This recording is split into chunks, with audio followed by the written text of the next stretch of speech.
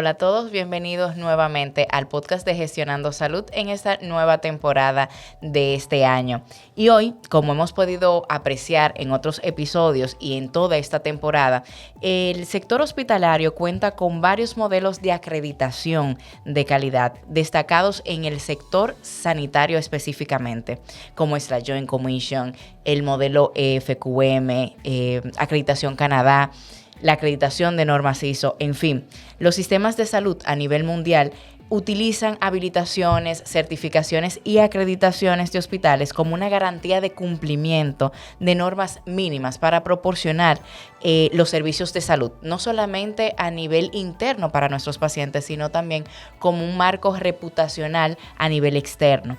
Todas y cada uno de los modelos son de gran importancia, no solo para mejorar la calidad de los servicios, sino para asegurar y mejorar la confianza de estos interesados externos, como son los pacientes, financiadores, el sistema y hasta el mismo Estado que interviene en tal función y esa sinergia.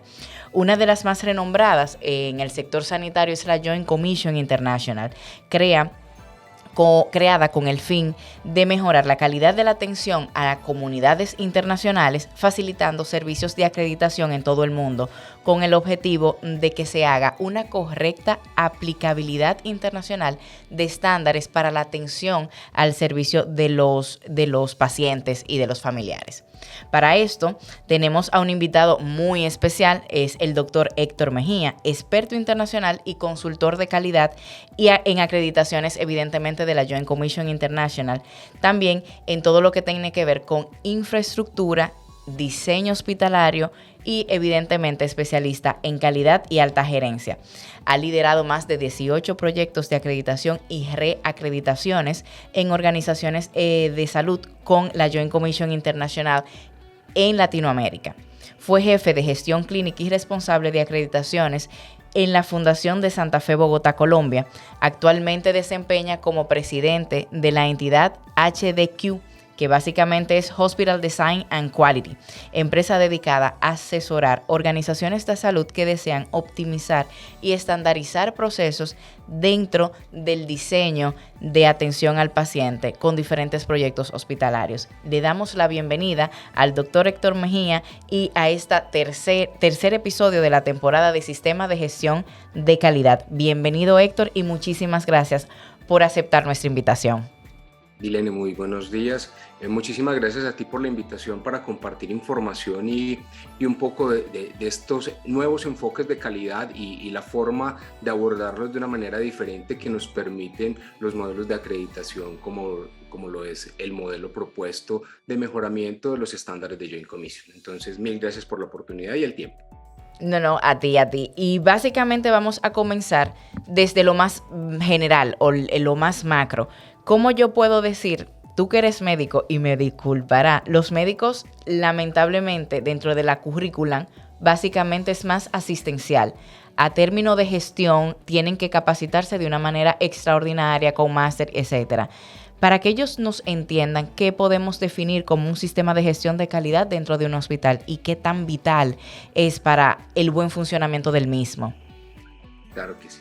Entonces, mira, cuando uno decide optar por una herramienta de mejoramiento de la calidad, lo más importante es encontrar el elemento ordenador. Básicamente sería como el manual de estándares o los lineamientos internacionales que le permitan a una organización garantizar que el paciente fluye de manera natural dentro de la prestación de sus servicios y de su modelo de atención, y que hay toda una estructura alrededor, procesos de apoyo, técnicas, procedimientos para proteger los pacientes del doctor.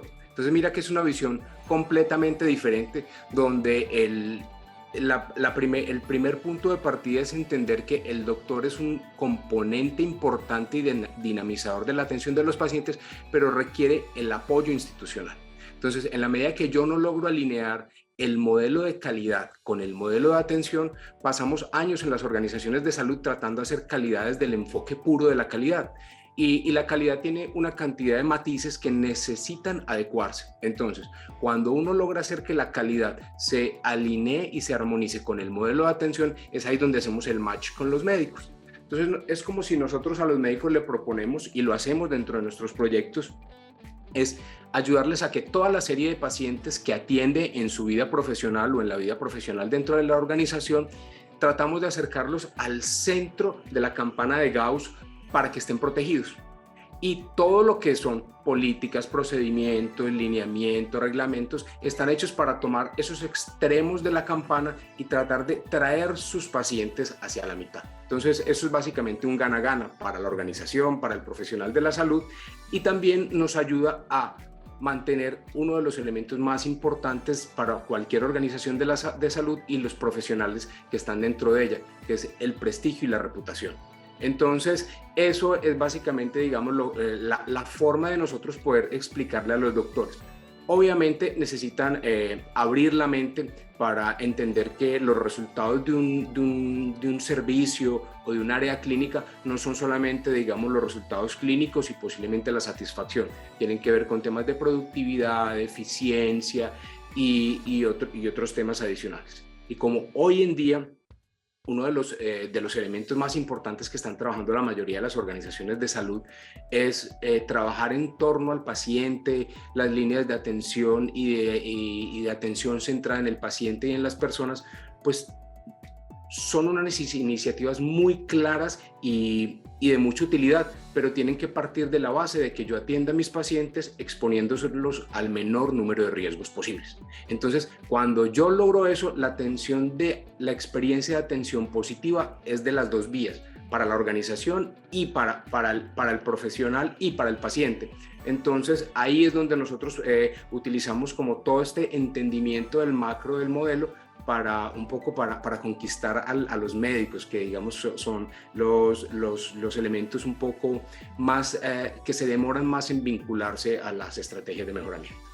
Mira, has dicho algo que me gustaría rescatar, y básicamente es lo que has dicho de la campana es minimizar los riesgos. Y hay cosa más peligrosa que la medicina. O sea, de por sí ya la actividad es riesgosa de por sí. Lo que estamos tratando de hacer es, con los sistemas de gestión, es minimizar esos riesgos. Y lo otro que entiendo que debemos enfatizar bien es que son parte del proceso. Independientemente de que se encuentren las normativas medias engorrosas y no le gusten escribir a nivel de normativas, realmente cuando ya todo está estipulado, es muchísimo más fácil hasta por ellos hacer el proceso. Cuando ya hacen el clic, son los primeros y son los precursores de que se hagan las cosas como deben de ser. Es decir, que ahí esa disuasión al principio, creo que lo más difícil, como has comentado, pero ya lo más llevadero después de. Sí, hay temas, yo creo que la evolución de los modelos de calidad en el mundo y en la historia han venido, digamos, un poco asincrónicos con lo que son los modelos de negocio de salud. Entonces, ahí nosotros, todos los que estudiamos calidad cuando nos formamos en las escuelas, en las academias, pues vemos la calidad desde el punto teórico y de pronto un poco práctico. Pero cuando no logramos verlo, el centro de los modelos de calidad, que es el tema de riesgos, pues nos podemos dispersar. Entonces, a pesar de que han habido diferentes oleadas de mejoramiento que han tratado de migrar de otras industrias a la salud o metodologías propias de los sistemas de salud, creo que el enfoque de riesgos permanece, hoy sigue más vigente y en el futuro estaremos liderando la calidad desde el enfoque de riesgos. Obviamente se necesitan herramientas, se necesitan técnicas específicas, pero la calidad, cuando se enfoca en riesgos, entiende que a donde llega el modelo de negocio es diferente, el modelo de atención y el modelo operativo es distinto. Entonces es como esa forma de alinear a través de movimientos finos y otros estratégicos para que la calidad se dé. De lo contrario, podemos pasar muchos años tratando de soñar románticamente con la calidad y la seguridad del paciente, pero no ocurre. Entonces, esa es, digamos, los elementos de frustración más importantes que tenemos que eliminar. Perfecto. Entonces, para ya concretizar y cerrar un poquito lo que es el marco general, antes de entrar a la acreditación Joint Commission, ¿cómo podemos definir a los espectadores lo que es un criterio o un lineamiento, indicadores y controles de gestión, para ya entonces entrar de lleno a lo que es la Joint Commission? Claro que sí. Entonces, mira, todos los modelos de calidad y de mejoramiento tienen que fundamentarse en unos lineamientos de base que pueden ser los manuales de estándares. Estos manuales son parte del atractivo que me tiene que llevar a elegir una metodología de mejoramiento o un tipo de acreditación. De la robustez de estos estándares, del enfoque en diferentes dimensiones, de la posibilidad de adaptarlos en diferentes países, entornos geográficos, políticos y culturales, depende hacia dónde uno va a mirar. Porque si yo miro un manual de estándares de forma estática y lo juzgo solamente por el lineamiento, por decir algo, o lo que podría llamarse un estándar con sus formas de medición, si lo miro de manera aislada, yo creo que puedo tener un mejoramiento del proceso y eso es maravilloso.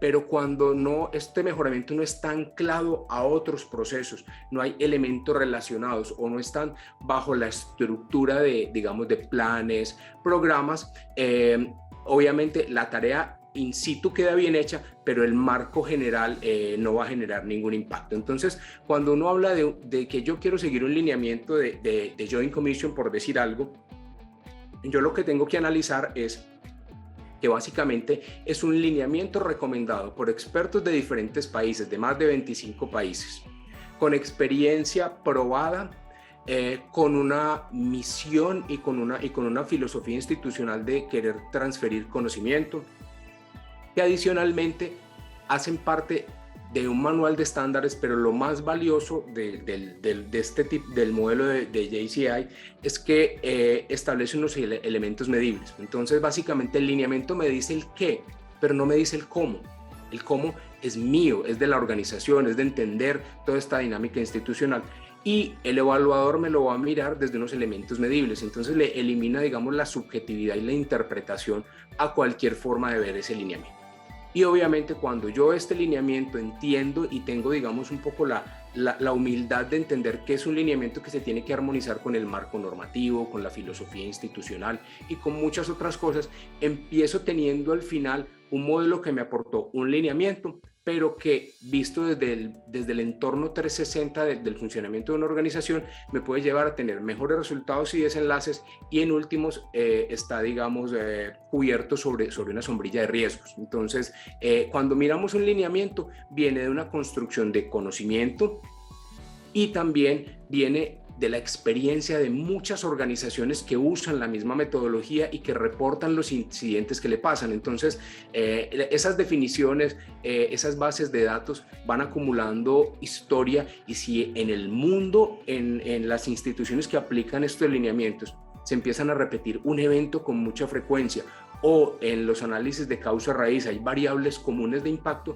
pues se le crean un nuevo lineamiento. Entonces básicamente me ayudan a hacer una gestión proactiva de riesgos. Entonces esos lineamientos están hechos para eso. Cuando uno mira estándares de hace un poco 10 años, ya hablaban de todo el tema de las enfermedades emergentes, de las pandemias, de la cadena de abastecimiento y suministro con sus puntos críticos para continuidad de la operación. Todo estaba un poco visualizado. Entonces, cuando uno ve un lineamiento, puede que hoy yo lo vea un poco difícil de implementar, pero lo que están haciendo es que me están dando una hoja de ruta para que usted se adelante a los riesgos y proteja lo más importante de su organización, que es la marca y el prestigio. Claro, mira, lo del tema de las previsiones, hay veces que los lineamientos están ajenos a la realidad de la institución, o porque no están en X madurez de la empresa, o porque sencillamente el servicio está delimitado a un determinado punto o patología determinada, pero claro, según vas creciendo, estas experiencias de otros centros, y como bien dices, es un compilado de experiencias, es lo más enriquecedor de tu tener el tema de las auditorías, y la Joint Commission te va a evaluar o hacer algún tipo de auditoría al respecto. Entonces, ya que entramos en materia, de manera indirecta, la Joint Commission nació específicamente para el sector salud.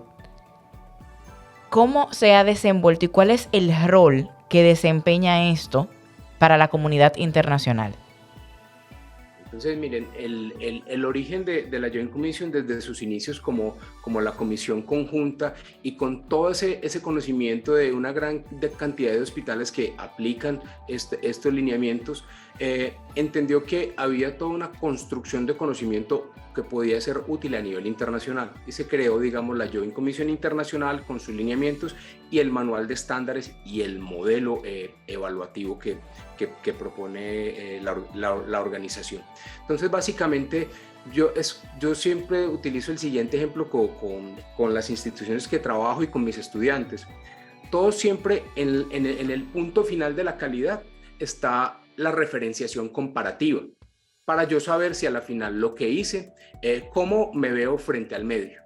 Entonces, cuando yo implemento los estándares de JCI o un lineamiento de JCI, independiente de que quiera o no quiera lograr o sacar la acreditación, es como si yo estuviera haciendo una referenciación comparativa con más de 21,000 organizaciones en el mundo donde me dicen cuál es una hoja de ruta correcta o también me dicen dónde se equivocaron y dónde yo no me debo equivocar. De alguna manera. Entonces es más o menos desde ese punto de vista donde para la comunidad internacional se convierte en un lineamiento que ha sido probado, que ha sido construido y que cuando vaya a ser evaluado tiene un gran diferencial. O sea, el modelo, en muchos modelos de acreditación, la organización tiene que adaptarse al modelo evaluativo, tiene que crearlo y vivirlo como si fuera una religión.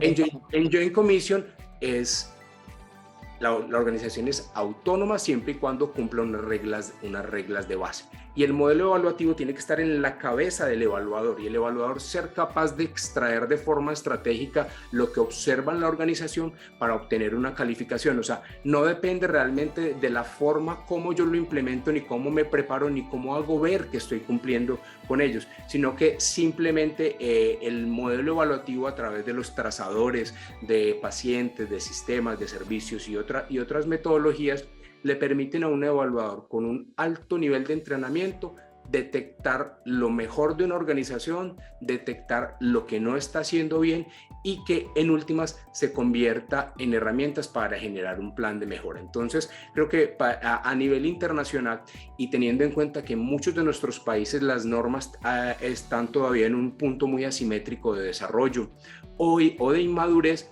creo que nos adelanta un poco. Cuando uno mira también, si uno fuese a mirar los sistemas de acreditaciones locales, pues cuando evolucionan y se hacen las revisiones pertinentes, pues se inspiran de alguna manera en el sello que tiene más despliegue, digamos, a nivel mundial y más reconocimiento. Entonces, si uno hoy, digamos, quisiera mejorar su organización teniendo la posibilidad de lograr una acreditación como tal, obteniendo el sello, pues no está mal tomar el manual, uno lo compra e implementa todo lo que no le cueste dinero, que es mejora de procesos básica con lo que ya tiene. A lo que requiere tecnología o recurso humano, lo conviertes en un plan. Y lo que requiere grandes inversiones en infraestructura se convertirá en proyectos. Pero entonces no puede ser que el día que yo tengo el dinero para el proyecto, tengo que desatrasar toda la mejora de procesos porque no la hice. Entonces, independiente del momento histórico del mejoramiento de una organización, conviene muchísimo ver estos lineamientos internacionales como una hoja de ruta que me orienta hacia el camino correcto en términos de calidad.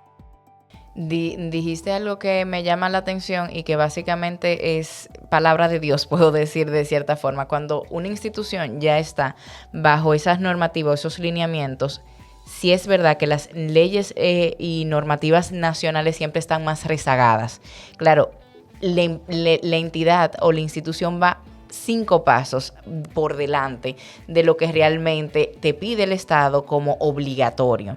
Entonces, claro, el poder madurar tu institución de una manera más sólida y muchísimo más rápida a lo que van los estamentos gubernamentales te da un plus. No solamente a nivel reputacional, sino también a nivel interno del mismo equipo que trabaja contigo. Y básicamente con lo que has dicho con el rol de la comunidad internacional, ibas hablando de los beneficios que es tener una acreditación o seguir los lineamientos, porque como bien dice, puedes tener los lineamientos a nivel interno, no necesitas tal vez el reconocimiento o el sellito, pero si tú internamente ya lo das por válido y vas verificando tus procesos, ya de por sí ya vas ganando. Entonces, uno de los beneficios es que mejoras proceso, eficientiza proceso, y eso de una manera directa te impacta lo económico, quieran o no. O no lo entiendan los financieros en un principio, ¿eh? Así es, definitivamente.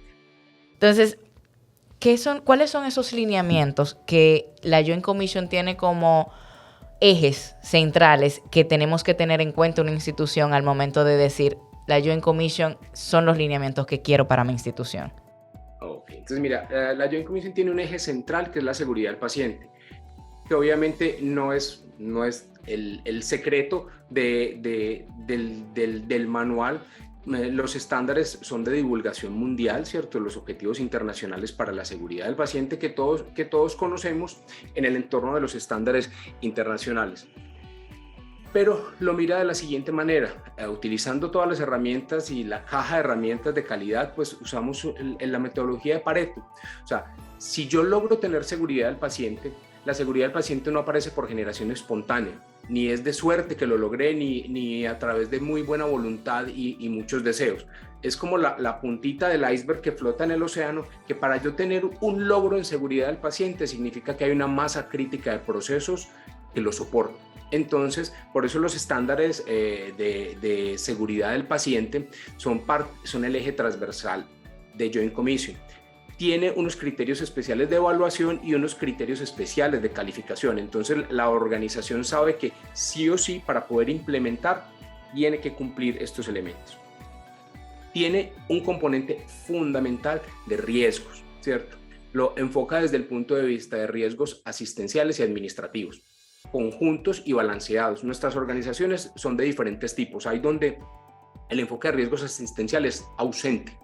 Solamente una organización tiene un panorama de riesgos que desarrolló con su empresa de aseguradora o su reaseguradora, y lo miran desde la perspectiva financiera y operativa, pero no son capaces de ver los riesgos operacionales asistenciales y cómo un solo evento de esos puede llevar a una demanda de más de 1.2 millones de dólares para el resarcimiento del daño moral y económico a una familia, y que a la final, si yo tengo coberturas, el dinero podrá conseguirse, pero la recuperación de la marca, el prestigio institucional y el corazón y la conciencia de la organización se demora mucho en recuperarse. Entonces, así en esa figura de riesgos empieza a tener diferentes líneas que son estándares de apoyo desde el punto de vista de gestión de la información.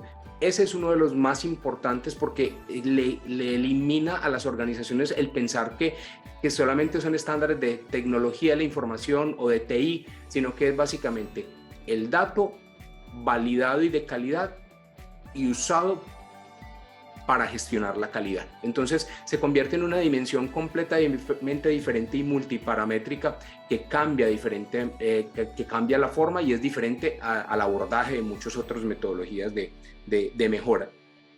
Tiene algunos estándares de infraestructura importantes donde en el manual tú no vas a encontrar y ni te dice cómo vas a construir, pero sí te dice cuáles son esas premisas generales que tienes que tener en cuenta, porque los procesos se apoyan en la infraestructura, y lo que quede mal desde la infraestructura con procesos va a salir muy caro y muy costoso resarcirlo o blindarlo.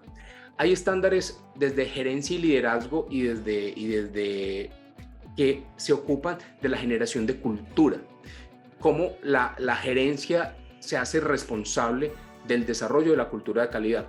Entonces, la calidad, incluso las actividades de calidad, son ejecutadas a nivel operativo, pero son responsabilidad de junta directiva o del alto gobierno. Entonces, así se mueve en diferentes componentes y líneas que tiene el manual de estándares, pero yo tengo como dos definiciones especiales para lo que es el manual de Joint Commission. La primera es que realmente de todo obviamente también cuando fui responsable de organizaciones de salud y de procesos de calidad, encontrar que uno necesita unos lineamientos que piensen en riesgos, pero que su misión sea alinear el modelo de gestión de la calidad con el modelo de atención, el modelo operativo y el modelo de negocio. Cuando eso ocurre, entonces por eso el manual de estándares se ocupa de temas de cadena de abastecimiento y suministros, de la cadena de abastecimiento y suministros específica de medicamentos está presente dentro de los lineamientos, del manual. Se ocupa de cómo es la relación funcional, contractual y operativa con los servicios tercerizados, core o no core del negocio, que son los que afectan la calidad. Entonces por eso es la mejor herramienta de continuidad de la operación y continuidad del negocio que yo puedo ver y recomendar para una organización de salud, porque lo mira desde la gestión proactiva de riesgos. Y el mayor valor que yo veo de la forma como está construido el manual es que piensa de forma circular. Para ponerte un ejemplo, Joint Commission y nuestros países tienen lineamientos para prohibir el consumo de cigarrillo dentro de un hospital. Y a todos nos parece lógico y es enhorabuena, se restringe que la gente no fume dentro de un hospital. Joint Commission lo ve ahí, pero se va mucho más allá. Liga el fumar con el riesgo de suicidio para pacientes con adicciones pesadas, entonces define lineamientos. Liga el fumar con el riesgo de incendio, porque yo necesito encender el cigarrillo. Liga la restricción de fumar. Incluso ahora en los manuales, en el último manual de estándares está explícita la prohibición de fumar dentro de las obras de construcción y de renovación. Entonces tú dices, a ver, ¿a qué viene un detalle tan sutil de eso? De los análisis de los últimos incendios y situaciones de riesgo en hospitales donde se encontró que es un sitio de alto riesgo para que quien fuma produzca un incendio. Entonces cuando tú vas y miras, cuando uno hace un contrato de obra civil con alguien, busca un contratista barato, el contratista no tiene un área exterior para que sus obreros salgan y almuercen, y después del almuerzo, si quieren fumar, fumen. Entonces ellos fuman dentro de la obra donde hay tanques de soldadura, oxígeno, escombros, material inflamable. Entonces mira que es un pensamiento circular donde hasta de un elemento único deriva un montón de lineamientos. Entonces, mira que solamente estamos hablando del tema de la restricción de fumar dentro de un hospital, pero lo mira desde el punto de vista de riesgos. Y si lo miro a la final, estamos protegiendo la inversión de los inversionistas, porque estamos protegiendo, digamos, la estructura física. Entonces, mira, eso es lo que yo denomino como un pensamiento circular en calidad. De verdad que integra varios elementos que de manera ajena pueden estar dispersos si lo ves de manera independiente, pero que como bien explicas, tiene un entrelace entre uno y otro que van de la mano y que se arma una burbuja que puede ser o sumamente peligroso o en su defecto muy beneficioso y hasta al impacto económico que como bien dices, los accionistas siempre ven eso. Hay un mito urbano en el mundo de la gestión hospitalaria con que la Joint Commission es súper difícil. Eso no todos los hospitales lo tienen. ¿Cómo quitamos ese tabú de que la Joint Commission sí se aplica en Latinoamérica, que la Joint Commission está para hospitales de todos los niveles y que solamente es ver cómo hacen sinergia la institución o la cultura institucional con esos estándares? Exacto. Entonces, mira, hay el componente de lo que promueven los estándares es aplicable en diferentes entornos. Hay hospitales en diferentes países de Latinoamérica y en el mundo hay hospitales de diferentes niveles de complejidad y madurez. Entonces, todo depende, digamos, de la forma como se aborde. Cuando usted utiliza el manual de estándares y lo mira de una forma lineal, o sea, usted lee, interpreta y cree que eso es un checklist para desarrollar actividades, vas a tener un conjunto de más de miles de elementos medibles que tienes que desarrollar. Entonces, en ese momento, las actividades se vuelven un poco difíciles porque muchos de estas implementaciones tienen que ver con puntos importantes de inversiones o de toma de decisiones institucionales. Entonces es ahí donde uno tiene que entender cómo es que está propuesto el modelo. Hospitales y clínicas han habido de todo tipo, privadas, sin ánimo de lucro, estatales, que logran la acreditación. Cuando uno mira el estándar y uno se remite al tema de riesgos, entonces te voy a poner otro ejemplo para que de pronto quienes nos escuchan nos puedan entender un poco. Entonces, si yo tengo, digamos, un riesgo en mi infraestructura porque fue construida antes de que en algunos de nuestros países se implementara todo el tema de protección y regulación para el tema de incendios, o sea, las escaleras de emergencia, rutas de evacuación y todo este tipo de cosas. Entonces, si uno dice que yo no lo tengo, pero yo tengo un análisis de vulnerabilidad de mi edificio, mapeé los riesgos y estoy actuando en consecuencia con. Entonces, por ejemplo, si excepto lo que son metas internacionales de seguridad del paciente que tienen que ser cumplidas a cabalidad, si uno mirara, por ejemplo, si yo tengo un edificio y tiene algunas deficiencias que no he podido solucionar para el tema de extinción y control de incendios, pero adicionalmente no tengo capacitado el personal, no tengo los extintores adecuados, la gente no ha participado al menos una vez en el año en un ejercicio en vivo de evacuación por incendio o por situaciones similares, entonces no estoy entendiendo el riesgo. Ya lo detecté, pero no he hecho nada. Entonces yo, digamos, podría decir, yo tengo un riesgo declarado, cuantifico ese riesgo y digo, mire, yo voy a definir las áreas más críticas de mi organización. Críticas por los pacientes que no se pueden desplazar en caso de una evacuación, emergencia, quirófanos, UCI, los que conocemos. Pero yo podría decir, y también súmenme el archivo médico, porque resulta que lo tengo en un sótano donde no hay salida de emergencia. Entonces no es de riesgo asistencial, pero esa gente está en riesgo allá para... Y yo digo, voy a volcar toda mi inversión en presupuesto para prevención de riesgo de incendio allá.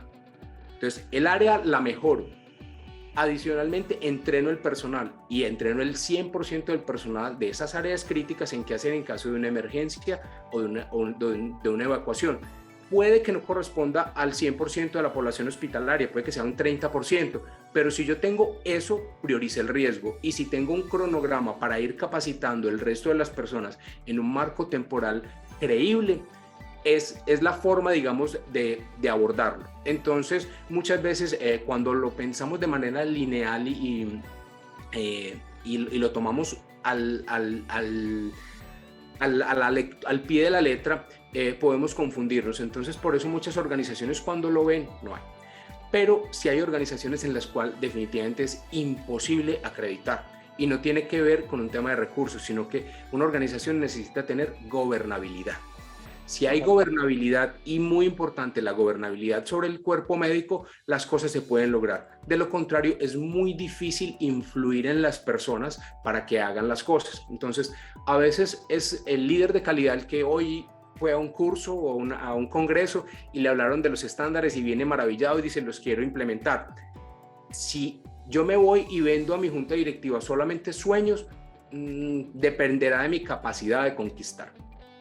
Pero si yo vuelvo esos números, claro, posteo, yo muestro el retorno de la inversión que yo puedo hacer con todos cada peso que yo o dólar que yo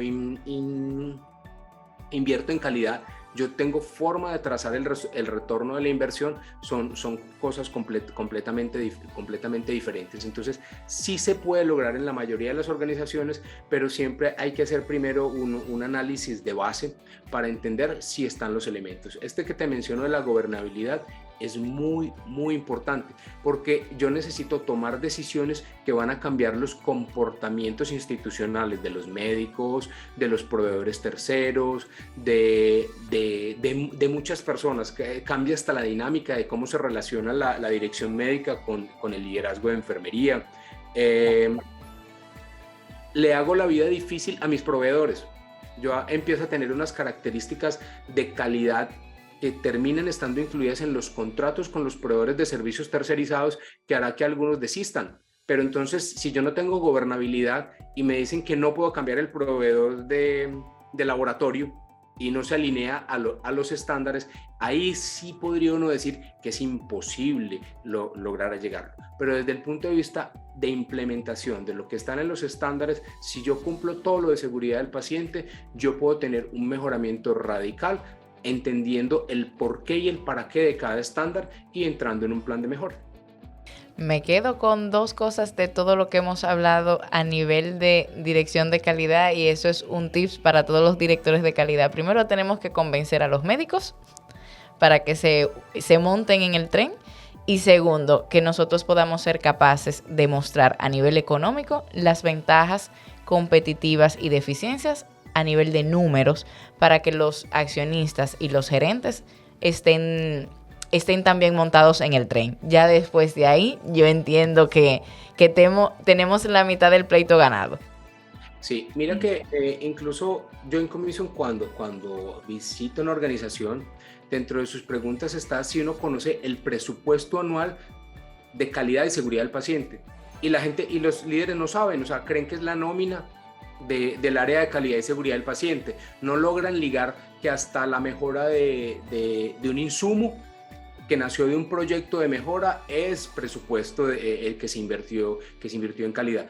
No es frecuente encontrar, y tú lo sabes y los que nos escuchan, que la medición de los costos de la no calidad no es algo que le guste mucho a las personas hacer, y creo que también a los que estamos en temas de calidad, pues nuestra fortaleza en muchos casos no es el tema financiero. Entonces, esa es una competencia importantísima que los líderes de calidad tienen que adquirir. Y recientemente, el año pasado, salió una publicación de un instituto, del Instituto Roy, donde habla del retorno de la inversión de la implementación de estándares en un centro quirúrgico ambulatorio, pero en Estados Unidos, o sea, con los estándares de comisión conjunta, que son el origen de donde salen los estándares de Joint Commission Internacional. Entonces, cuando uno ve la portada, uno va a buscar el número y dice, bueno, quiero saber cuál es el ROI, cuál es el retorno de la inversión de cada dólar. Y cuando uno llega al resultado final, se sorprende porque está por encima del 600%. Entonces, digamos, creo que son datos que todavía no visualizamos, y que uno, digamos, el mundo va cambiando, el mundo de la capacidad de comunicarse, de la parte mediática, tiene un impacto importante dentro del panorama de riesgos de la organización. Entonces, en la medida que yo puedo implementar unos estándares que están tan inteligentemente construidos, porque yo cada que sale el manual y hay unos nuevos estándares, me sorprendo de la forma como los articulan y tienen ese pensamiento circular, como te digo. Ahí es donde uno tiene que tener en cuenta que si yo quiero tener un modelo de mejoramiento, ese modelo de mejoramiento tiene que proteger mi capital. Y si está protegiendo el capital de los inversionistas, y si soy una fundación privada sin ánimo de lucro, pues puedo ser sin ánimo de lucro, pero no puedo ser con ánimo de pérdida. Entonces, debes mantener la sostenibilidad. Exacto. Y si estoy a nivel estatal, pues es una responsabilidad de todos los funcionarios públicos salvaguardar los recursos de las naciones. Entonces, mira que en todos los ámbitos de aplicación puede encontrar asiento. Bueno, Héctor, mil gracias por tu tiempo. Ha sido sumamente edificador, sumamente interesante. ¿Con qué quieres que los espectadores se queden? ¿Qué conclusiones de este modelo de certificación y de acreditación quieres que la gente se quede empapadita? Claro que sí. Entonces, bueno, pues mil gracias a ti también. Miren, el mejoramiento de la calidad se transforma de dinámica. Tiene líneas de pensamiento, líneas de conocimiento y técnicas, y ahora ni qué decir la influencia de la inteligencia artificial que nos puede ayudar. Pero yo al día de hoy, después de haber liderado X cantidad, 18 proyectos de acreditación, y ser un apasionado por la calidad, les puedo decir que el salto cuántico en calidad es muy peligroso. Entonces, yo tengo que estar muy seguro de que los procesos de base los cree de una manera consciente, orientado en unos estándares probados a nivel internacional, hacer los pilotajes, darle el tiempo a la consolidación del mejoramiento, y eso me va a devolver el favor a futuro.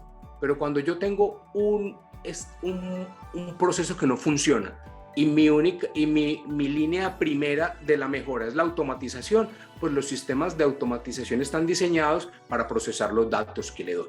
Entonces, hay organizaciones que incluso han llegado a niveles muy importantes de madurez visible en calidad, pero cuando pasan un proceso de acreditación de Joint Commission y yo voy y miro la calidad del dato en la fuente de origen, no es de calidad. Entonces imagínate, estamos gastando tiempo, dinero, recursos y haciendo un montón de actividades alrededor de un dato que no es confiable. Entonces ese salto cuántico, como te digo, creo que es muy de considerar.